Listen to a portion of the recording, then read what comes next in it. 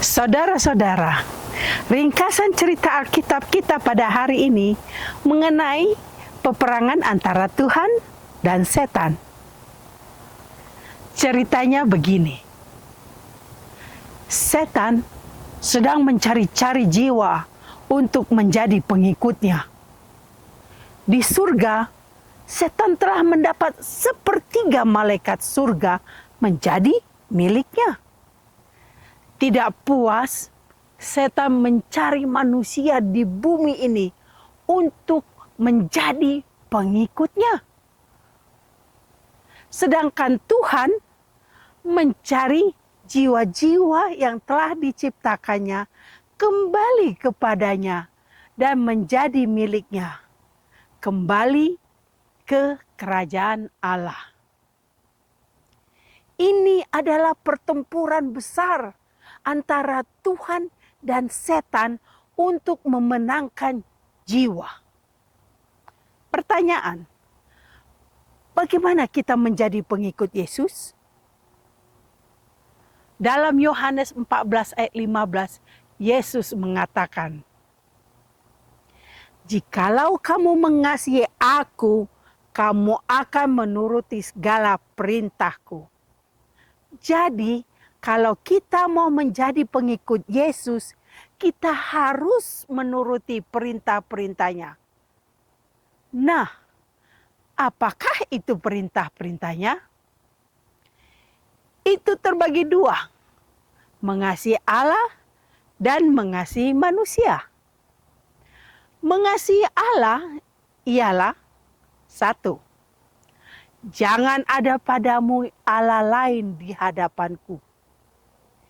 Kedua, jangan membuat patung dan menyembahnya. Ketiga, jangan menyebut nama Tuhan Allahmu dengan sembarangan atau sia-sia. Keempat, ingatlah dan kuduskanlah hari Sabat, sebab Tuhan juga berhenti memberkati hari Sabat dan menguduskannya. Itulah kalau kita mengasihi Allah. Dan mengasihi manusia, hormatilah ayahmu dan ibumu. Keenam, jangan membunuh. Ketujuh, jangan berzina. Kedelapan, jangan mencuri. Kesembilan, jangan mengucapkan saksi dusta. Dan ke-10, jangan mengingini. Jadi, kalau kita mengasihi Allah, turutlah 10 perintahnya. Nah, bagaimana menjadi pengikut setan? Setan berusaha supaya membuat orang-orang berbuat dosa dan menjadi berdosa dan menjadi miliknya. Dengan cara bagaimana? Dengan cara melanggar firman Tuhan. Karena dalam 1 Yohanes 3 ayat 4 mengatakan, setiap orang yang berbuat dosa melanggar juga hukum Allah. Sebab dosa ialah pelanggaran hukum Allah. Seperti, satu, ada ilah lain. Kedua, menyembah patung. Ketiga, menyebut nama Allah dengan sia-sia.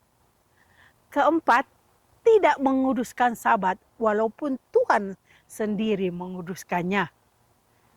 5, tidak menghormati orang tua. Keenam, kita membunuh. Ketujuh, kita berzina. Kedelapan, kita mencuri. Ke-9, kita berdusta. Dan ke-10, kita ingin barang orang atau istri atau suami orang. Jadi, kalau kita melanggar 10 perintah Tuhan, berarti kita berdosa dan kita milik setan. Tapi dengan demikian kita tidak diselamatkan karena memelihara 10 perintah Tuhan. Tetapi orang yang telah diselamatkan dan mengasihi Tuhan akan berusaha memelihara semua perintahnya, termasuk Sabat, sama seperti tidak membunuh, tidak berzina, dan tidak mencuri, tidak mengucapkan dusta, dan tidak mengingini. Namun orang percaya tetap dipanggil oleh Roh Kudus untuk menaatinya dan menjadi milik Tuhan.